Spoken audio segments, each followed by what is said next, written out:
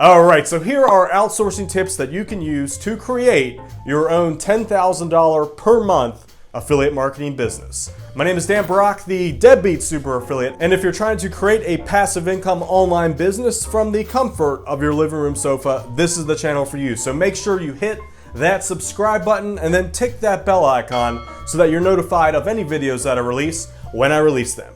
All right, so if you want to earn $10,000 a month or more online with affiliate marketing, the key is to create an outsourcing Rolodex. It took me many years to figure this out, so what I'm going to show you in this video is exactly what you need to know in order to pull this off. So with all that said, let's jump right on in and we'll get to the good stuff. Here we go.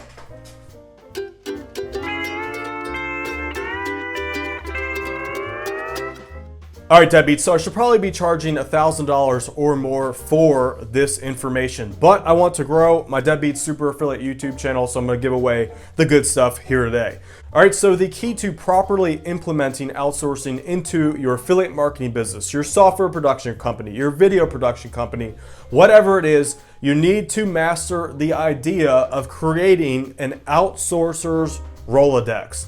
All right, so this is just something recently I finally figured out how to do, and the way I do it is here through Skype. So effectively what I do is I provide a grade for each outsourcer as I do work with them. Now this grade is based off of the following criteria. Before you get into outsourcing, paying money for someone else to do work for you, you have to understand it's human nature to do the least amount of work for the most amount of return. So what that means for you is that 9 out of 10 outsourcers that you're going to work with are going to try to screw you over. In other words, they're going to want to provide 50 cents worth of work for every dollar that you give them. And this is not everyone, but we're talking 9 out of 10 people. So here's what you need to look out for. All right, so the first thing I do anytime I post a outsourcing job, whether it be on Upwork, freelancer.com, any of those sites, I have a very descriptive job description. So I'm asking them specific questions in the job description. For example, I say, provide a link to your portfolio. How many years have you been doing certain things? And if they don't answer that or follow the directions in that description, you can pretty much tell off the bat that they're not going to be a good worker simply because they can't follow directions. All right, now the second thing I look out for is whether or not the outsourcer is intrusive. So what I mean by that is you'll start to realize that some outsourcers will try to talk personally with you. Like they'll start saying things like, "How was your day today? What did you do? Like, what are your problems that you're having today?" Like they become too friendly. And the reason why they're doing this is they're trying to get you to lower your defenses so that they can get money out of you easier. So you have to be very careful with people that you hire, never to accidentally mix personal and business relations in the conversation. It's very easy just to do this naturally after you work with someone long enough. So you have to be very careful about that. Always keep things professional. Never get too much into people's personal lives. Never get very personal. I believe that's the best way to do it when you're working online. Now, you can probably blur the line a little bit here in person, but you have to keep a separation between friendship and business. Very, very important. All right, the third thing you want to look out for are people who self-promote themselves or show arrogance. So what I mean by this, just to give you a story, I hired a programmer. I tried to hire a programmer who needed work not too long ago. And basically, the deal was that this person would fix the software. That was the deal. But the person instantly, after the money was spent or after I paid the payment, they instantly promoted themselves to, I don't know, like job manager or project manager. And they started talking marketing ideas with me, and that was basically what they were saying to me, was that they had the right to self-promote themselves and run my business, and also they had the arrogance to say that they were better than marketing than I was by trying to strategize with me marketing ideas when that was never the description. So if you hire a programmer, they only do programming. If you hire a writer, they only do writing. The moment they start trying to blur the lines and talk strategy with you, that's a sign that, in my opinion, you don't want to work with them.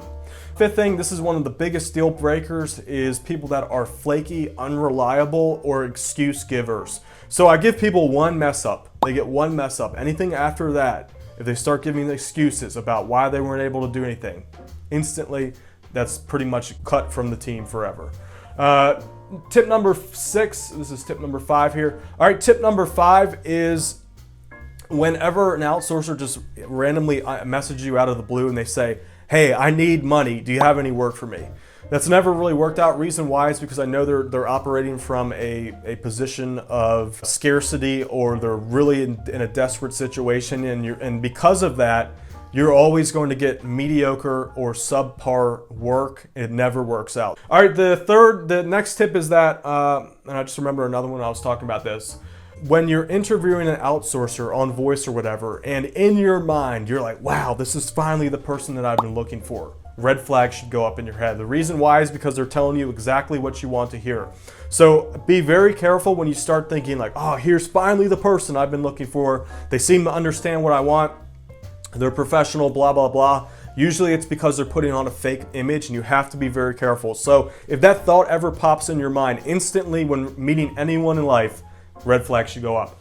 Next tip is that any outsourcer that says they work on retainer, big scam, don't do it. Reason why is because as soon as you give them money on retainer, they're basically like, all right, great, I got that person's money, now I can do whatever I see fit with that person's money. So basically you lose control of your money the instant someone says they work on retainer.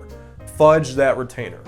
All right, next one is look out for the bait and switch. That's very common. Like they'll come in to do a small job and instantly start to bait and switch you over to a multi-$1,000 project. Forget about that. The next thing is that they don't. If an outsourcer doesn't have the ability to think on their own, if they need detailed instruction for every step of the matter, usually you don't want to work with them. The reason why is because they're putting minimal effort into your project. They're basically saying, I don't want to put effort into thinking things out on my own, so I want you to tell me step by step everything that I need to do. And in a way, you need to be pretty strict in what you want them to do, but when we're talking step by step, they need a yes or no for every single thing along the way. This can typically be a problem. You want someone who's a self-starter. You can give them the basic idea and guidelines of what you want, and they can fill in the blanks and think on their own along the way. Now, there might be points where they have questions for you about what to do during specific decisions that need to be made, but I'm talking when they need you to spell out every little piece of the project continuously. Now, they might need this at first, but once you start working with them long enough, they should have a good idea of what you want to do. All right, so those are the negative things to look out for. Now, here are the most important things in my opinion. This is from my perspective. The ability for the speed in which someone can get back to me with the end result. So if I'm like, hey, I need a video edited or I need a piece of software fixed, I'm looking for someone who can instantly talk to me on chat and fix it right then and there, rather than me have to wait like 2 or 3 days to see the end result. Reason why is because you want to knock off those things on your to-do list as quickly as possible. And if you have these thoughts sitting out there like, oh, in 2 days this person's finally going to have the software done, or I got to wait 3 days to get the design back, that really messes with your mind a little bit. So I prefer people that can get in contact with right then and there and have the end result almost instantly. All right, another thing I like to look out for is their ability to understand what I want. So if they need to understand English very, very well, and they can pretty much understand what I want with very limited instruction. Now, this comes with time. Like, they have to work with you a little bit to understand what you want. That's something that's a big positive for me. I can basically tell them a rough idea of what they want, and they can figure it out. The third thing that is important to me is that they typically have to be on the same time zone as me, simply because it's easier to communicate and can get a response back pretty quickly. Now, you'll notice on here that quality of work isn't really on my list of things that I'm looking for. Now, quality work is obviously something that you want, but in my opinion, it's something that they can improve on over time. I'd rather see reliability, trustworthiness, certain personality traits over talent. Now, a lot of what I've done wrong in the past is I first looked at talent as the main factor and personality second. In my opinion, it should be personality first, characteristic traits and personality, then talent. All right, now talent's important obviously, but it's second in line in my opinion. All right, here's some additional tips for you. Never rely on one outsourcer. Like, you don't want just one programmer that you have a go-to. You usually want to have 2 or 3 people in rotation, because this gives you options and it gives you an additional power. When you rely on one person, they get the power. in the situation there, and that they're going to know over time. They're going to know that you rely on them. So you have to be careful and always have other people that you can go to and kind of use that as leverage over the outsourcer. The second tip is always start with some smaller, cheap gigs. I'm talking 10 bucks, 25 bucks to test out the person first. So the first month of interaction with the person should be quick, small gigs so that you can see if they're trustworthy, if they're reliable, and if their work is pretty decent, and if they can have a fast turnaround. I've always made big mistakes when I've given $1,000 up front or $2,000 up front. The reason why is because you have no clue what they're going to do. You're just giving way too much trust into that person, and because of that, it can be pretty risky. And that leads into another random thought that I had. Never give a lot of money up front. Make them work for the raise. Always start low and work high. The reason why is because people kind of want to earn what they get. Now, when you give them the money up front, they're not like, oh yeah, I'm going to work really hard now that I'm getting paid a lot of money. They actually resent you for it, and they actually work less for that money. So what you need to do is actually along the way give small increases of money so that they have some kind of gratification and need to work harder and provide quality work. Kind of like dangle the carrot, but give them a little bite of the carrot along the way. If you give them the carrot up front, they don't respect you. All right, now it's weird because you would think that if you pay people a lot of money up front, they're going to respect you. That's not the truth.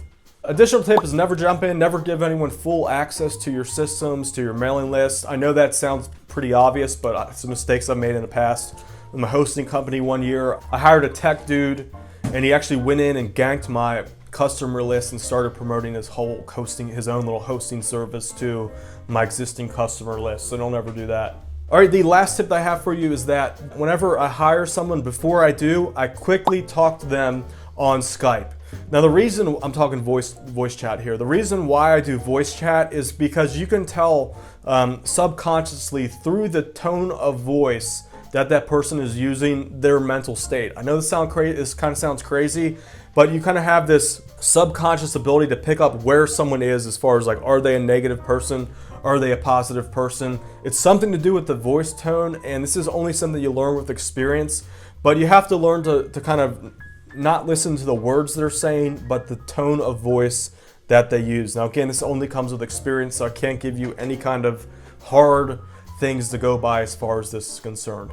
All right, so now let's go to the outsourcing Rolodex here. So on the right side of the screen, I have a list of some new outsourcers that I'm slowly working with. And what I do is I talk about their description. What's their job? So this guy's coder, this guy's a programmer, this guy's a general writer here. This guy does graphic design. Here's another programmer. Here's a health writer. Here's an SEO dude. Here's a coach. So I first start off and I list what it is that they do. Now, after that, I talk about either their negatives and their positives. All right, so one of the things I always list for myself is whether or not they're reliable. Are they fast? Are they slow? What's their communication skill like? That's always important to me. I also talk about their talent. Now, I also always try to pick one negative thing about them. If they don't, they get an A+, but I always try to pick out the biggest negative. This coder, for example, he was always very slow to get back to me, sloppy, and I remember that he was a bit arrogant. So I give him a C-. Like his coding was actually pretty good, but his character really turned me off. So I gave him a C-. This guy, very good programmer, except his communication skill was pretty poor. He's trustworthy, but since his communication ability was a little bit off, it got really frustrating for me to interact with him. So I try not to give him as many jobs simply because I get frustrated with it. Here's another writer. He's a great writer, but unreliable, very flaky. So after that, I just get rid of him simply because it's not worth the mental stress. I don't care how good the person is. If they're flaky and unreliable, they're out. All right, this guy is a graphic designer. He's quick, reliable. That's something that's very important to me. His talent is average to above average, but that's not as important to me as being quick and reliable and trustworthy. So I gave him a B+ for that reason. All right, so all in all, that's how the Outsourcer's Rolodex works. I highly recommend that if you're a beginner, you start building your Rolodex up slowly but surely. This is, in my opinion, your most valuable asset as an online entrepreneur. All right, with all that said, if you're trying to get into the affiliate marketing business and you don't have an affiliate marketing business, check out my free guide. It's available at the top right of the screen here. This shows you step by step how to create an affiliate marketing business from scratch from the comfort of your living room sofa. We're talking everything from keyword research, market research, creating a website, writing content, and getting traffic to it, and eventually earning affiliate sales on complete autopilot. So get that guide by clicking the video card at the top right of the screen here, or going to deadbeatuniversity.com/guide. Well, that said, my name is Dan Brock, the Deadbeat Super Affiliate. If you enjoyed this video, join the Deadbeat Revolution today by clicking the circle subscribe button underneath this video right now. Also, again, check out that free guide that I just talked about. You can get that right here. That shows you how to create an affiliate marketing business from scratch. And also watch the other videos on my YouTube channel right here. Hope you enjoyed. I'll see you deadbeats later.